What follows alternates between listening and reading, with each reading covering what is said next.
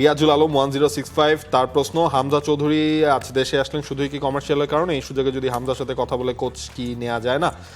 এইটা কমপ্লিটলি হচ্ছে কি আপনার কমার্শিয়াল ট্যুর, যেহেতু সামনে ওয়ার্ল্ড কাপ রয়েছে, ওয়ার্ল্ড কাপের নানান ধরনের কমার্শিয়াল এন্ডোর্সমেন্ট হামজা চৌধুরী রয়েছে, কারণ হামজা চৌধুরী এখন বিজ্ঞাপনের মার্কেটে সবচেয়ে বড় তারকা। তো ওই জায়গায় প্রত্যেকটা বড় বড় কোম্পানিগুলোই চাচ্ছে হামজা চৌধুরীর অ্যাভেলেবিলিটিটাই ওয়ার্ল্ড কাপের সাথে কমার্শিয়ালের পার্সপেক্টিভে সেটা এনশিওর করা।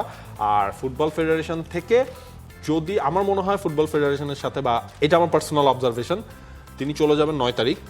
তার আগে আপনার হয়তো আমরা দেখতেও পারি যে প্রেসিডেন্টের সাথে তিনি বসেছেন, বা সেইটা কখনো আর কি ঘটা করে হয়তো ঘোষণা দিয়ে করা হবে না, বা এই টাইমটার মধ্যে যেহেতু হামজা চৌধুরীও দেশে এসেছেন, হামজা চৌধুরীর সাথে যদি কথা বলেও নেওয়া যায়, বা তাকে যদি জানানো হয় হামজা দেখো আমরা এরকম এরকম এরকম এরকম প্রোফাইল পেয়েছি, তোমার কাছে কি মনে হয় এই প্রসেসে আমরা যাচ্ছি, মানে এই প্রসেসটাই আমরা যাচ্ছি, বা তোমার পার্সোনাল অবজারভেশন কি, তোমার কোনো সাজেশনস আছে কিনা, বা তুমি তো এখন বাংলাদেশ দলে এখন আর এমন না যে তোমার মানিয়ে নিতে সমস্যা হচ্ছে, তুমি এখন এই দলের পার্ট, কোর পার্ট তুমি। সো তোমার কাছে কি ধারণা হয়, হোক না মেসি যদি আর্জেন্টিনার সব হতে পারে, হামজা বাংলাদেশের সব হোক না, সমস্যা কি? আসলে আর হামজা এসছেন একটা খুব ভালো সময়, দেখা যাক কি হয় না হয়।